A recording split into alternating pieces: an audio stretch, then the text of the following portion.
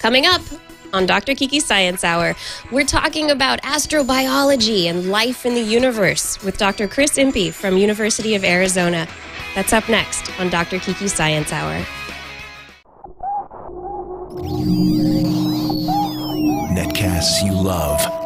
From people you trust. This is Twit. Bandwidth for Dr. Kiki's Science Hour is provided by Cachefly at CACHEFLY.com. This is Dr. Kiki's Science Hour with Dr. Kiki Sanford, episode number 79, recorded on Thursday, January 13th, 2011, talking about life. This episode of Dr. Kiki's Science Hour is brought to you by MailRoute.com. Businesses of every size use MailRoute, from 1 employee to 50,000. It doesn't matter. MailRoute will protect you from spam and viruses, simplify your life, and make your email usable again. Go to mailroute.info for information. Welcome, everyone, to another episode of Dr. Kiki's Science Hour. I'm Dr. Kiki. This is episode number 79, and I hope you're ready to get down and dirty. We're going to spend an entire episode talking about one of the biggest questions in science. Are we alone? Is there other life besides the life that we've found here on our own planet out there in the universe? This search for life, the study of life in the universe, also known as astrobiology, is a fascinating and growing topic in the sciences. And with us to talk about it today is Dr. Chris Impey. He is a distinguished professor at the University of Arizona, deputy head of the Department of Astronomy, in charge of all academic programs. So you're the one... He's the one that you're going to talk to if you're going to that university and you have an issue with one of the academic classes there dealing with astronomy. His research interests are observational cosmology, gravitational lensing, and the evolution and structure of galaxies. He has 160 refereed publications and 60 conference proceedings, and his work has been supported by millions of dollars in grants from NASA and the NSF. Chris, you've been a very busy person. As a professor, he's won teaching awards. He's been involved in developing curriculum and instructional technology. He's also past vice president of the American Astronomical Society. He has also been an NSF Distinguished Teaching Scholar, a Phi Beta Kappa Visiting Scholar, and the Carnegie Council's Arizona Professor of the Year. Impey has written over 30 popular articles on cosmology and astrobiology and co-authored 2 introductory textbooks. His first popular book, The Living Cosmos, was published in 2007, and he also published How It Ends in 2010, which is an exploration of how everything from life to the universe come to an end. And most recently, he's compiled a book of conversations about life called Talking About Life. And so let's get started with that. Dr. Impey, would you please let us know how it was that you came to be interested in astrophysics, astronomy, and this search for life in the universe? Well, astronomers usually start one of 2 ways. They either have little telescopes and trade up to bigger ones, or they get into it through physics. And since I grew up in Britain, where there are not too many stars visible, I didn't have small telescopes when I was growing up, so I got into it through physics. It just seemed that there were big questions that could be answered in astronomy, and they were still on the table, and you didn't need big research teams to do it. You could have an idea, go and make observations, and really learn something interesting. My research is the distant universe. Basically, if it's less than 1 billion light years away, I don't really care in my research. I'm being facetious, but it's nice to have a sideline, and the search for life in the universe is so hot, it's so exciting, it's so freewheeling, it's in its adventurous phase that I just sort of got swept into it as a bystander, as a commentator. I started going to the conferences and learning the funny handshakes and wearing the same silly hats that those people wear at their conferences. So I sort of got co-opted into that community and then started writing about it. And it's just a lot of fun. I like spreading my bets between the very distant universe and the nearby and potentially living universe. And do you think, I mean, the comment that you just made about the difference between the distant universe, it being so old, having been in evolution for billions and billions of years, whereas the nearby universe probably has been in existence for a much shorter period of time. What do you think the likelihood of where life would be found? Would it be nearby in this kind of neighborhood, or far away, billions of years ago? I mean, the answer actually may be both. One of the exciting things to consider is, when was the first life in the universe? Stars have been making carbon and the elements that we think are necessary for life for billions of years. In fact, the first Earth-like planet might have been put in place less than a billion years after the Big Bang, which means there could be Earths out there that have a head start on our planet by 4, 5, or even 6 billion years. So that's a phenomenal prospect. So the span of time is enormous. Yeah. As far as the nearest life, that's also exciting, because as the estimates of the number of habitable planets go up, then by implication, the distance to the nearest one goes down. Many people are extremely excited by Proxima Centauri system, which could have which has two stars that orbit each other, but not so close as to disrupt terrestrial planets. And so we may have a double bed of Earths in the nearby universe within 4.5 light years. So that would be the best outcome of all. Well, yeah, it depends on what we would end up finding there. Is it an Earth that we can maybe go colonize, or will there be other types of life forms there that might not be friendly to humans? That's one of those questions. Right. And Stephen Hawking, of course, got some big media attention by essentially saying we don't really necessarily want to know the answer, because if they're intelligent, they might view us as superfluous, or as food, or as a potential, competitor for real estate in the galaxy. I think that pessimistic view, it's premature to have that perspective. And also the statistics indicate that the most likely life we find, and even the nearest life, will be microbial. And we don't need to be threatened by that, of course, unless some of it comes back to the Earth and we can't survive with it, since microbes are our enemies on Earth very often. Our friends and our enemies. Sometimes I like to call them my frenemies. Yes, that's right. And then we don't know which way it will go. Well, science fiction, of course, has had, back to War of the Worlds, has had fun with the idea that if we find microbial life, is it our friend, is it our enemy?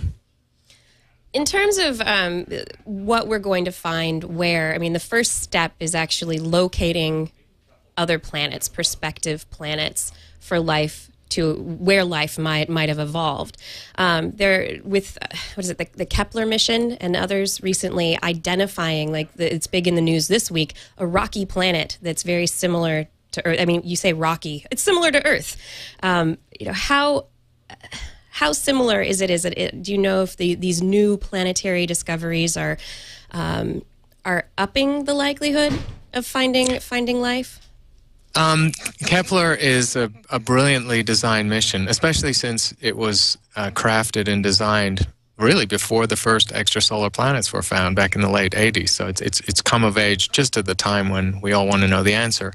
Kepler is designed to tell us the census of Earth-like planets, to basically say, for a typical sun-like star, what are the odds, what are the probability that it'll have an Earth-like planet?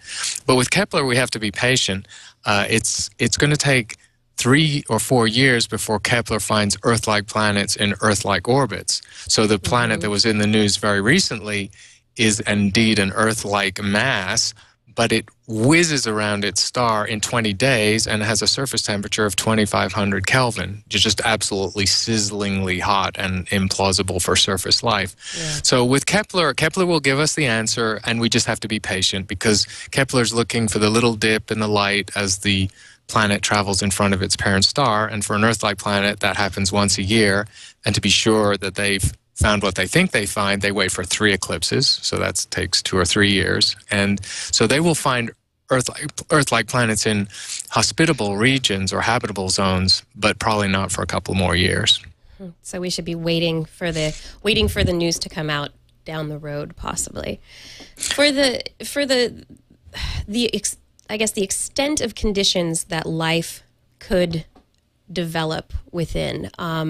We have what we know to be suitable for Earth life here on Earth. And can you go over some of the I guess extremophiles are the organisms that have kind of opened up our understanding of the range of conditions. But right. Can you explain a little bit about extremophiles and how they've influenced the search for life?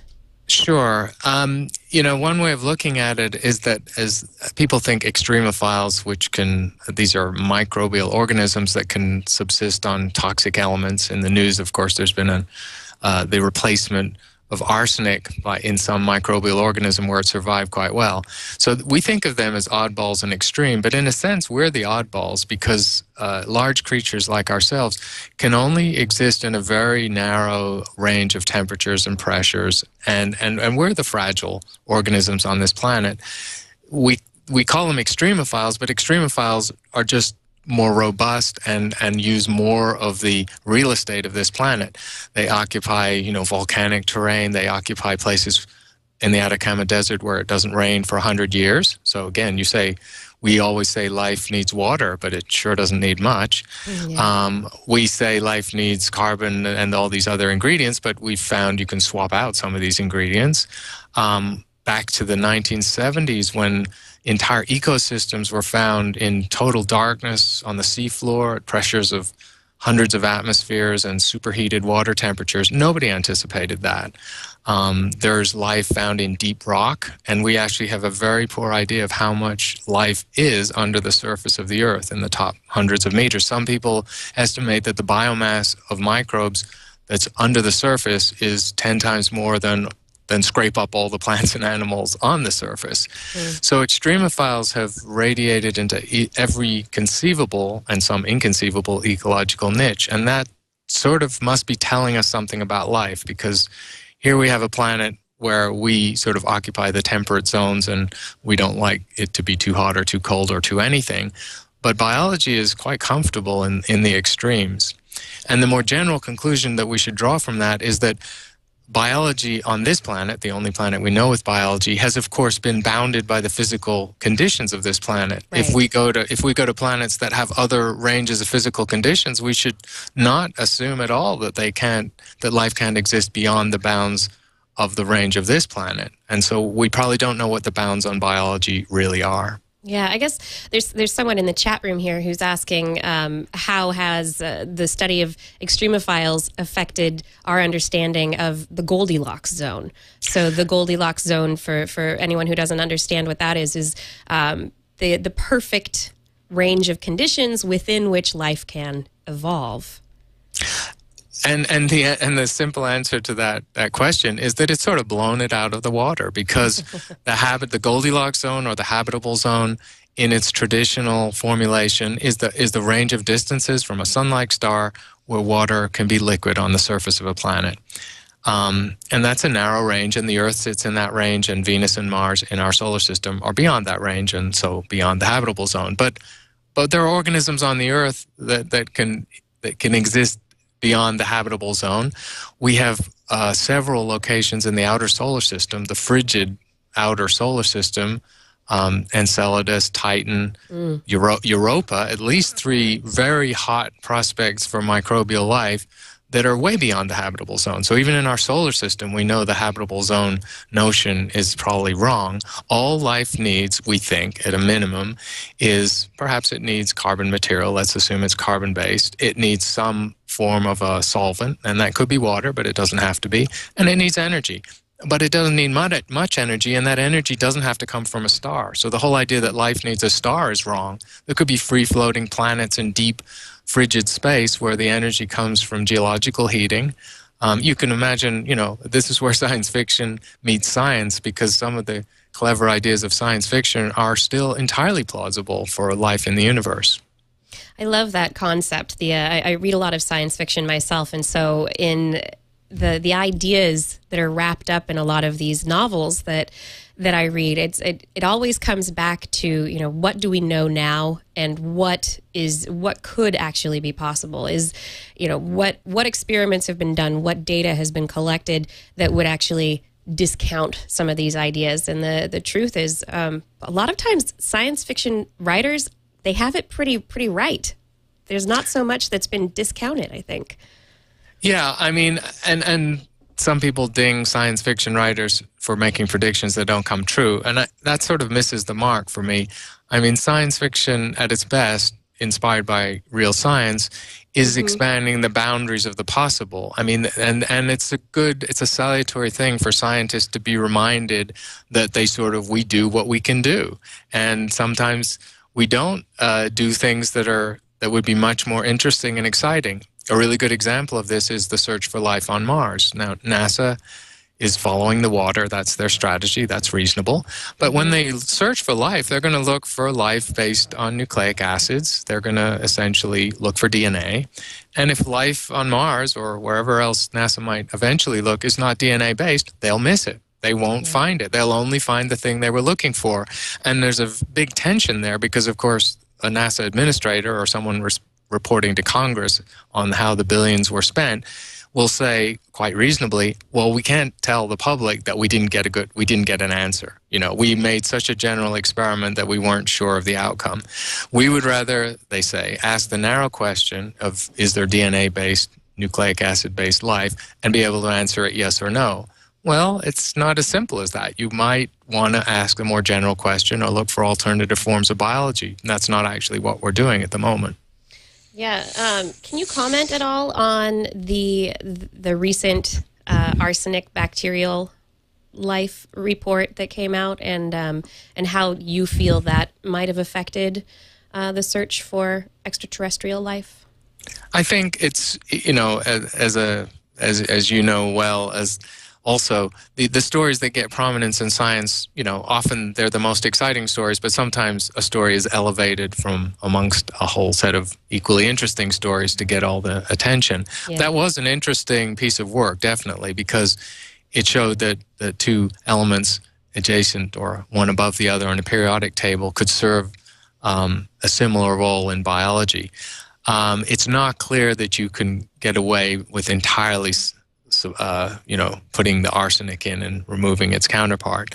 But this is also part of a spectrum of research for the last 30 years that's shown that microbial life can metabolize toxic elements. There are EPA Superfund sites, some of the old miner sites in Northern California where the 49ers first looked for gold.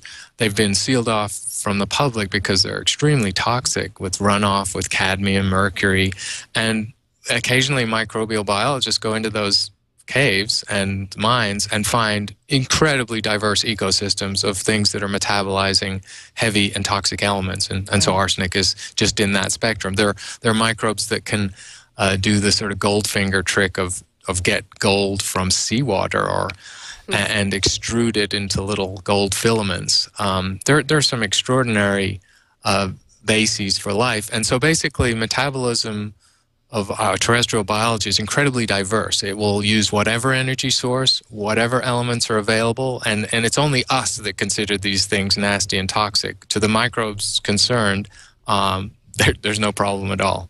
Yeah.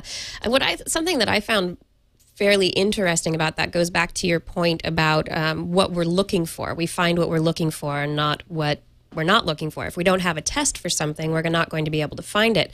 And one of the aspects of the arsenic bacteria in Mono Lake is that they really had to set out to do particular tests to make sure that there was the bacteria could live in this arsenic-only environment. And if you're not doing those tests, you're not going to find the alternative species. And additionally, they still haven't even worked out tests that would look for substitutions in the nucleic acids. I mean, we have DNA-based tests. All of the tests we use experimentally are looking for DNA-based life. Right. And some of this debate goes back to the first Mars landers testing for life in the 1970s. The PI of one of the instruments, those experiments, by the way, were considered to either be negative or indeterminate on whether there was microbial life. Of course, it was a very simple technology they were designed in the late 60s. But the PI of one of those experiments insists to this day that not only was the result of his experiment ambiguous, but that alternative, non-photosynthetic forms of life might have actually given the confusing signatures that were seen in his experiment. And so we're faced with this all over again because the Mars Science Lab is going to get to Mars in a couple of years with a very sophisticated suite of instruments. And the only ones, most of them are not actually life detection experiments. They're just chemical analysis and geological analysis. But the ones that do have some life detection capability are going to use PCR, polymerase chain reaction. They're going to try and amplify fragments of DNA. And they are definitely looking for life as we know it and not life as we don't know it. I'm just thinking about the conversations from your book that you just came out with, talking about life, and I'm just wondering what kind of conversations did you have that really fed into this kind of topic of what we're looking for, how we're looking for it. Were there any real insights that you got from the conversations that you had? Well, yes, because I'm not an expert in this field, and the conversations were illuminating in so many different ways. I was learning about people's research in their own words. I was seeing from other scientists how they did their work, how they did their research, how they saw, the field of geology or the field of microbial biology. And on the issue of life, for example, I had a conversation with Carol Cleland, who's a philosopher at the University of Colorado, and she, as a philosopher, has just dropped back and asked these very big questions of how do we define life? How do we not prejudge the answer with our experimentation?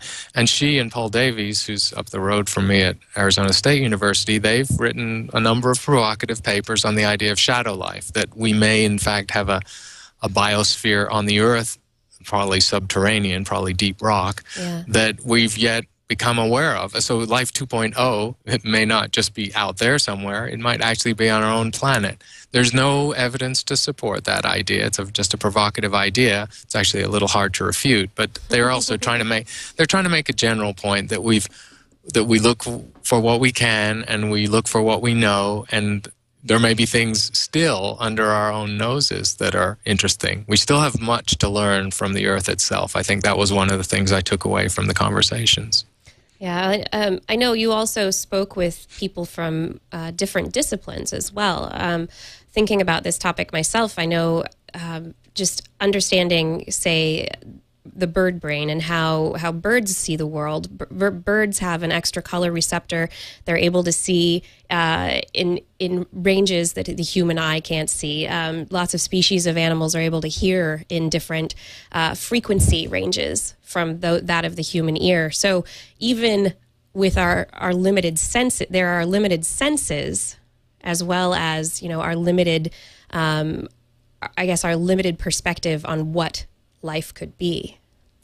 Well, and you've alluded to another huge issue that came up in interviews with the SETI folk, the Search for Extraterrestrial Intelligence. So I talked to Jill Tarter and Seth Shostak, and it came up in conversations with Paul Davies and others. That's a huge issue. There's a question of what life is, and then for the people for whom finding microbes or pond scum in space is rather dull, most people are definitely interested in whether or not there's intelligent life out there. And in general, it would follow that if there's a lot of microbial life, there's going to be some amount of intelligent life. We don't know how much or how little. But the question of recognition becomes even more difficult at that point.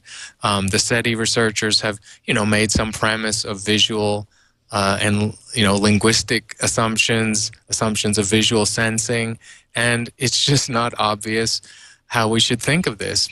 Two of the most fascinating conversations I had in fields I'm not familiar with were with Lori Marino, who works with dolphins and whales, and Roger Hanlon, who works with cephalopods, octopus, and cuttlefish. And they were, of course, talking about the levels of intelligence in those species. And they're also very careful scientists who don't use the word intelligence lightly, and in fact try and avoid that word. They talk about behavior, complex behavior. You don't want to anthropomorphize. Exactly. Right. And they're very careful. I mean, even I'm less careful than they are in their interviews. But they, of course, make the general point. I think cephalopods are the best example. I mean, these are creatures that diverged from us in the tree of life a few 100 million years ago. They're clearly extraordinarily sophisticated in their sensory apparatus, in their processing power, in their behaviors. We can't communicate with them. We don't know if they have inner lives. We don't know how intelligent they are. They do not have the ability to build telescopes and look at the universe and look for other versions of themselves. That's just because they don't have thumbs. Right. They don't have thumbs. Bad luck there. Yeah. So how should we consider this? And we make these even stronger than the assumptions about biology itself are the assumptions of the nature of intelligence, or even the definition of intelligence. And again, we have as much to learn from our own planet. Obviously, we have no examples of life, let alone intelligence anywhere else. The cephalopods are the aliens among us. That's the way I like to think about it. And that has to be telling us something about what the universe can produce when it has, as the best estimate would go, 1 billion habitable worlds in the Milky Way. So there are 1 billion petri dishes out there in one galaxy, and the universe has 100 billion galaxies where the motor is running potentially on life, and there have been billions of years for evolution to throw up all sorts of interesting things. And I would like to take this opportunity to have a quick message from our very intelligent sponsor, because anyone who sponsors this program has got to be an intelligent form of life. I'd like to thank MailRoute. I'd like to thank MailRoute for sponsoring this hour of Dr. Kiki's Science Hour. Businesses of every size, from 1 employee to 50,000 employees, use MailRoute. It doesn't matter. MailRoute can protect you and your business from spam and viruses, can simplify your life, and make your email that gets so cluttered by this, the intelligence of spam and viruses these days, make your email usable again. So MailRoute is a secure hosted service that filters virus and spam for companies of any size. Whether you're a single user or a company with tens of thousands of employees, MailRoute can eliminate viruses and spam, reduce the load on your email server, lower your costs, and make your email usable. Typical MailRoute customers see a 95% reduction in their inbound email volume. Virtually no false positives. As scientists, we like that, right? Leo loves MailRoute. He's been using it for years. So does Tom Merritt. Both of these people, you know them here from the Twit Network. They use MailRoute. They swear by it. It has cleaned up and made many of their email accounts that were once unusable, usable again. So there's nothing easier than mail filtering for MailRoute. There's no hardware, no software to install. You just sign up with MailRoute, and then you change the MX records for your domain to start your mail flowing through them, and then MailRoute does all the work for you. Visit mailroute.info to sign up. That's because we have a special deal for Twit audience members. So mailroute.info, not mailroute.com, like the normal everyday people, but you Twit listener, you Dr. Kiki's Science Hour listener, go to mailroute.info, be smart. You receive a 10% discount for the life of your account. Small business accounts start at $2 per user per month for 10 users, and Twit Army individual users can get a less than $30 per user per year account. Visit mailroute.info, sign up with the email filtering service that people here at Twit use. And thanks for sponsoring Dr. Kiki's Science Hour. back to the show. So we're talking about the intelligence of life and how life has evolved out there. You mentioned earlier that the probably what we're going to find is not going to be intelligent life. If we start looking for life, what we're most likely to find is microbial life. Why is that? Well, in a logical sense, just because microbial life may evolve towards intelligence, but only a subset of microbial life forms will ever become intelligent. So there's going to be more microbial life than highly evolved and intelligent life. And it may be more by a huge factor. There's, in the people who do this kind of research talk about whether there are so-called hard steps in the evolution of life, whether the development to multicellular from single cells is a hard step, and life doesn't do that very easily or very often, and that was obviously a key step in evolution, of whether the growth of brains, as we know, there's a heavy metabolic and energy cost to having a brain and to having visual sensing system. And perhaps that just doesn't always happen. And so we don't know what the ubiquity of brains is in the universe, or something like a brain, a processing system. And then, of course, there's the other issue, which we've already alluded to, of technology. So we, I think, share the planet with other creatures of some significant and substantial intelligence that I believe are sentient, that I believe in a few instances may have, feel emotions and have inner lives, and possibly the potential for abstract thought or a transmitted culture. Those are very controversial issues, of course. Yeah. But the difference is that we have the technology. We have the wireless internet, we have the nuclear weapons, we have the spacecraft, and they don't. So we don't know how often there's intelligence without technology, in which case it would be much harder to find it. So the search for extraterrestrial intelligence, amongst its strong assumptions, a few of which I mentioned, is the strong assumption that they will have radio telescopes, essentially, because that's the primary way that SETI is conducted. And that seems like a very particular and strong assumption to make about communication with an intelligent life form of unknown function and form. Right. And I'm thinking about research also that's taken place that's shown in the microbial world, where researchers have actually created bacterial computers, where there seems to be some amount of intelligence in biofilms, in groups of bacteria that are able to work together to meet some kind of goal. Right. And so, is that intelligence? Exactly. So, how do we define this? And so going up the spectrum, as you say, there are very interesting, it's hard to call them behaviors. So the issue is always, of course, is this just purely hardwired and deterministic?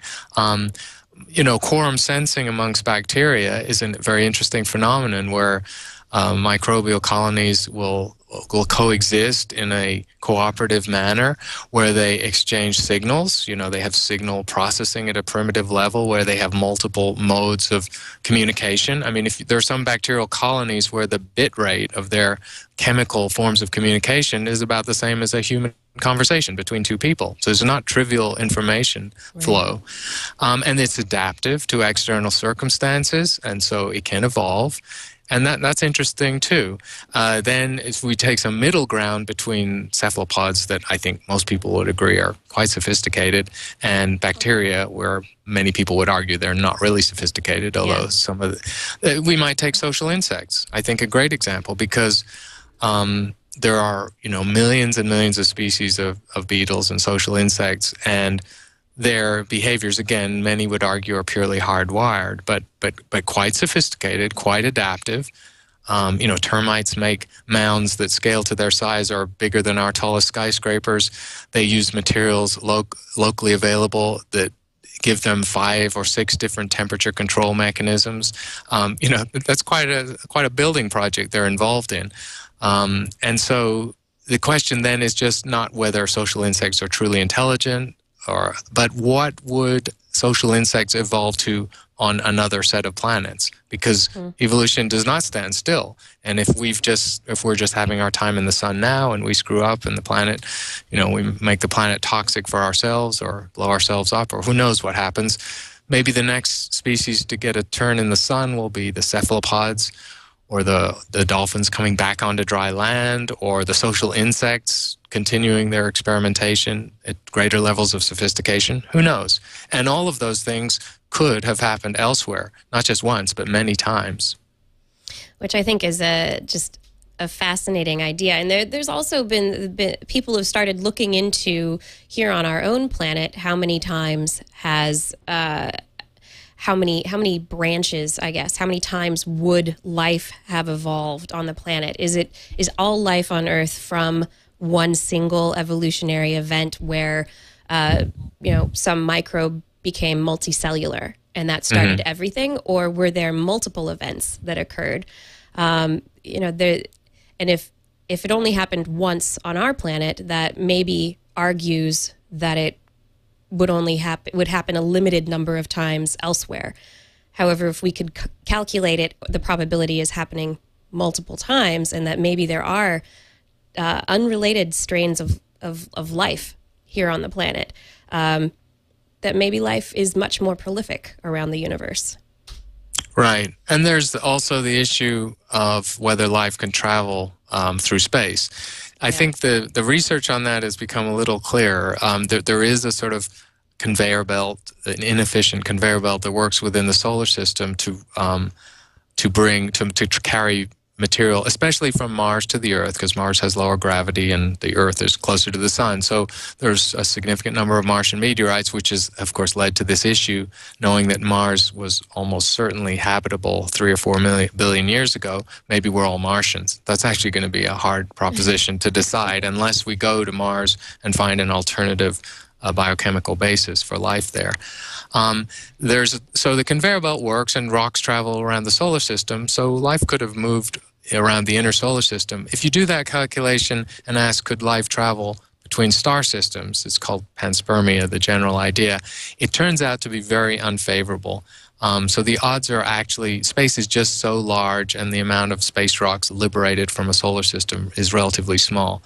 So it's pretty unlikely that life sort of seeds around parts of a galaxy by traveling through space. So it's independent origination as far as we can tell. For the questions that you posed to people that you've had conversations with and that you included in your book talking about life, what were your interests? What were the main areas of questioning that you tried to get from these people in their different fields? I wanted to find out from the planet hunters when we're going to find Earth clones, and everyone wants to know that. And we've seen hints from Kepler that it's coming. And the time, really two questions: when are we going to find Earth clones? And I think the answer there is Kepler will do it, and it will take a couple more years. And then beyond that, how do we go the next step, which is taking a potentially habitable terrestrial planet and finding if there's actually life on it without being able to visit, because it'll be tens of light years away.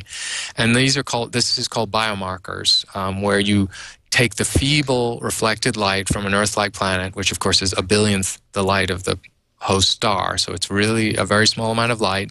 You disperse it in a spectrum and you look for chemical signatures of life in the atmosphere. And that's really the next step. And that may actually be the first way we find life beyond Earth. And the people who work in this field, they're pretty bullish. They think within 10 to 15 years, we'll have instrumentation, mostly in space, that's of sufficient sensitivity to look for ozone, oxygen, maybe even a chlorophyll edge, water, a suite of chemicals. One will not do it. There's no single smoking gun chemical, even ozone, that will tell you there's life. But they think we'll have that within 10 or 15 years. So that is very exciting to hear. Almost all of these researchers agree on that time scale. Huh. The other thing I was very interested in from some of the more, what you might call futurist thinkers, people like Ray Kurzweil that I interviewed and Nick Bostrom, who's a philosopher at Oxford, is there is a set of very, forward-thinking, some might say wild-eyed people who consider that biology is just a stage of our evolution. They think we are already engaged in a transition towards a post-biological future, where the Moore's law, where the nanotechnology, where the ability to replace body parts and extend our lifespans from within will just continue and reach a point where we become computational entities or robotic entities, that they're agnostic on what form this post-biological future will take. And their point, of course, is that in a universe as vast and old as ours, it's very unlikely, if we become post-biological, that we're the first. And they then logically say it's also unlikely that we're the most advanced. And so they imagine this post-biological transition has taken place elsewhere. Now, gets very scary because it gets into Terminator scenarios and all sorts of things. Science fiction rears its head again. But these people take it very seriously, and they say intellectually we should be considering these possibilities. I think they're fascinating possibilities, but it's it's very, I guess, predetermined. They've got this idea that this is the way that our evolution has to go, toward this computational, informational evolutionary path. But is that really the only path that we could take? I mean, we could blast ourselves, or the majority of human population, off the face of the planet and send ourselves back to an earlier state of societal evolution, and then go off in a different direction. Maybe we lose all sorts of information. Maybe, storing information using the electromagnetic spectrum really is not the best idea. Right. No, I agree. They are predicated towards a certain philosophical position. Ray Kurzweil, for example, who's a very famous futurist who's written some notable books. Yeah. He essentially is working towards living towards the singularity, and he puts a date on it. I can't remember. It does move occasionally, but it's in the 30-year time frame when he thinks he'll be able to live forever. So there's this sort of mixes into the sort of cryonics crowd and the people, transhumanists and so on, and which are considered a little fringy by many scientists. So yes, these people have a philosophical predisposition to think that we will become better through this post-biological transition. And they really don't question the fact that it'll happen at all. They really consider it inevitable. But I agree with you that I think there are choices here. Another possibility is that the human race will bifurcate, that some very small fraction will choose to go into space. We're in very early days of the space age, but I think space colonization will eventually happen. Maybe we've kind of slowed down on these dreams because the space program is not that well funded. But if you take the time frame of 50 to 100 years, I think we'll be in space, and some subset of humanity, very small subset, may make the move off Earth. And they will, of course, then evolve differently, and they may take up residence elsewhere in time. And so we will move out into space, but most people will stay home. And so that will be an interesting transition too. In terms of all the conversations that you've had, we spoke yesterday briefly, and you said that you weren't even able to get all of the conversations into this compilation and talking about life. What are your take-home impressions about the search for life, about life in the universe from all of these conversations? One of my take-home impressions as a scientist is that, and this is true in other fields than my own, that much of the excitement is at the interdisciplinary boundaries. That I was talking with people who were physicists and philosophers, who were oceanographers, microbiologists and astrobiologists. There were people who were hybridizing their training or moving from their field of their original training into another field. And they were having a hell of a time. They were having an incredible, exciting intellectual adventure doing that. So one of my take-home messages was just how exciting it is to be an interdisciplinary scientist these days. And life in the universe is an intrinsically interdisciplinary subject. So I was talking to geologists and biologists and cosmologists and so on, and many of them were not afraid to venture out of their field. So that was one message. The other one was just it's always tricky because each generation of young, active and excellent scientists always thinks they're going to be the ones to change the world. But there was a sense that within our lifetimes and the lifetimes of the listeners, we will find the first answer. We will have the answer to the question of, are we alone? And it'll probably be an answer in the realm of finding microbial life elsewhere and showing that our biology is either unique or not. But it's a binary question of enormous import, because if we find life on another planet that is like our life, that has the same genetic code, is nucleic acid and DNA based, then it's telling us there's some, cosmic convergence towards that mechanism for coding information and having the thing we call biology. If we find life and it's not like ours, then all bets are off. Then again, it could be wildly different on the third, fourth, fifth, and sixth places we find life. So the consensus of all the people I was talking to from different fields was that we were going to get this answer, because the tools are improving well, and the computational tools, the lab tools are improving, the space probes are getting better and better, and they pretty much thought we'd have some sort of an answer in the next decade or two. So we're going to find an Earth-like planet, and we'll be finding some answer to this question of whether or not we're alone in the next couple of decades. Yeah, and then the side bet, of course, is SETI. So in parallel to these very well motivated research programs to find Earth-like planets, where we're just marching down in sensitivity towards Earth's, and we know we'll get there, and where the techniques to diagnose the atmospheres are completely understood, and it's just a hard technical problem to get the data. SETI is sort of, as a sort of shot in the dark. You don't know whether and when it will succeed.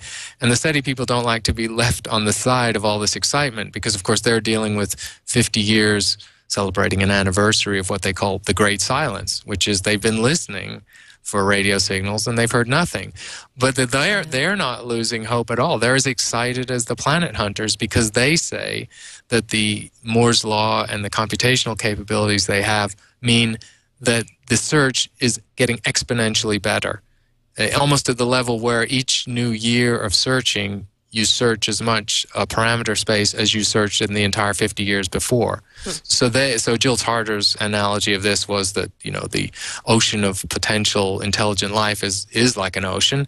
And until a few years ago, they'd just taken a cup of water out of that ocean and said, no, there's no intelligent life in that cup. And now they're going to start to trawl large volumes of that water to see if there are intelligent communicating creatures there. And so they're very excited too. Now, they can't be as confident as the planet hunters that they will find what they're looking for in the 10 years, 20 years, or 30 years. They might indeed fail. They might never find something. But they would say that the search is only now getting interesting, what they're doing. Have you gotten any impressions about the challenges that this field faces, and what is really holding the field back, if anything? Yes, they were. I asked this explicitly sometimes, and I have been to enough conferences and just talked to people to learn enough about that. It's ironic, because I alluded to the interdisciplinarity as one of the exciting things that motivates the individuals, and it makes the conferences incredible. I love those conferences because you learn so much. You learn geology and biology, and it's enervating to learn that. There's a flip side to that, though, which is as you know, science is still very it's very channeled, it's very siloed. So people build their reputations, they get their academic jobs, they get the big prizes in their profession by being experts on kind of narrow little subtopics or niches. So there's actually a pressure against being interdisciplinary or broad if you want to succeed in your profession. And that's a tension that they haven't really resolved in astrobiology. Most of the people in the field are just optimistic enough, and they're sort of just willing to accept that it actually may not be in their best interest professionally to do this work. That's one problem. And another problem is, which is a little bit related, is the funding is not dramatic in astrobiology. NASA has been one of the largest supporters of astrobiology in this country. NSF, the National Science Foundation, puts almost nothing into it. Around the world, there are little pockets of astrobiology, but it's a pretty small field. I would say the total funding in the U.S. for astrobiology is maybe $100 to $120 million a year, and that's a very small fraction of the scientific pie. So it's not really well funded. Now, if you've put planetary science and space missions in the solar system in the mix, of course, there's a lot of money in there. But if you're talking about looking for life, it's a pretty small, niche-y field. And they feel a little bit held back by that. On a side note, coming from talking about life and where we're going to find it, how we're going to be looking for it. Previously in 2010, you published a book, How It Ends. And I was doing some reading online, and I found it interesting that your experience as an astrophysicist looking at the expansion of the universe and how the thinking about what's going to happen to the universe led to writing a book about how everything from human life to one human life to a species life to the world to the universe ending. Can you just talk about that book very briefly? Sure. I actually I was preferring to write a book on cosmology more about beginnings than endings, but I think I'll get to beginnings in the next book. Right. Endings was intriguing to me because it was the challenge of talking about everything from human disease and how we die to the end of the universe in one framework, which I like because I get to learn a lot of stuff because I was talking about fields I wasn't that familiar with. And I guess the secondary challenge was to talk about this without it being a huge downer. I mean, I didn't want to have to, shrink wrap antidepressants in the sleeve of the book because it was so gloomy. So I tried to write it in a tone that was, of course, a little tongue-in-cheek, a little lighter. And as far as connecting it to what we're talking about, what I did, the take-home message, if you like, was that life, biology, even as we know it, forget about the forms we don't understand, is going to have a really long run in this universe. So to give you one example, in about a few 100 billion years or a trillion years, the Milky Way is going to go dark. All the stars that are out there will have died, and so in some view, this is horrible, because we depend on the light of our sun, and if the stars all go out one by one and turn into husks, neutron stars, black holes, white dwarfs, and the universe goes dark or are part of it, that sounds horribly bleak and depressing, but part of the lesson of extremophiles and life on Earth is that you don't need a star. You can get emotionally attached to a star and you could put an artificial star in your sky, but all life really needs is energy. And even in this distant universe ahead of us, a trillion years from now, when the Milky Way has essentially died, there's tons of energy available, gravitational energy, basically, the gravity of all these collapsed objects. And any intelligent civilization, we're not far from being able to do it ourselves, could easily tap that energy to fulfill their hopes and dreams for trillions of years more. So one of the things I realized in writing that book was that some of these, crazy long timescale and seemingly bleak endings of larger regions of space than our own didn't actually imply that the party had to end. It's good to know that we don't, wrong image. It's good to know that we don't necessarily, that it doesn't have to end, that there could be more to it. It's nice, it's good to think about the positive implications of an end, I guess. Well, we're at the end of our hour, and I just want to say thank you very much, Dr. Impey, for joining me today on the show, for talking about all these just fascinating questions, the question of life on Earth, life in the universe, and the main questions of how long is this going to be here? What are we going to find? Are we going to get off this rock? What are we going to find when we do? It's just been a fascinating hour, so I really appreciate your time. Okay, thank you. I appreciate it. I've enjoyed it. Thanks. And for everyone out there who's interested in this topic a little bit more, Chris Impey has his own website that you can go to for more information. For more information, you can go to Chris Impey, ChrisImpey.com. Additionally, his other books are The Living Cosmos, which you can find online, thelivingcosmos.com. How It Ends is also available online, thebookofendings.com, if you're interested in that. That is also, I think there's a link to being able to buy that online. And the book that we started out talking about this hour, Talking About Life, is available on Amazon.com if you're interested. Talking About Life, Conversations on Astrobiology, which is, I think, just a great survey of what different experts in the field think about this topic. We have people from journalists like Timothy Ferris to Neil deGrasse Tyson, scientists, and all sorts of people. Chris McKay, Carolyn Porco, Seth Shostak, Jill Tarter from SETI, Ray Kurzweil, futurists, as Dr. Impey mentioned previously. Some really great conversations that would probably be fascinating to take a look at if you're interested in that as well. And that is the end of another episode of Dr. Kiki Science Hour. If you're interested in more of the Science Hour, you can download previous episodes by going to twit.tv/Kiki. That's twit.tv/KIKI. You can download directly from the website, or you can subscribe to the podcast as either an audio or a video program. Your choice. Take your pick. It's pretty exciting. We're also available on YouTube, so you can go to YouTube and catch up on these episodes if you've missed them and you'd like to take a look. Next week, we're going to be talking about science hacks and robots. So we're going to be talking with a group of people who've been hacking the science to create robots that might be headed to Mars one day. So stay tuned for more programming on the Twit Network. Come back next week. Join me again for more science with the Science Hour. I really appreciate your time today, and I do hope that, if nothing else, this hour of programming made your life a whole lot more interesting.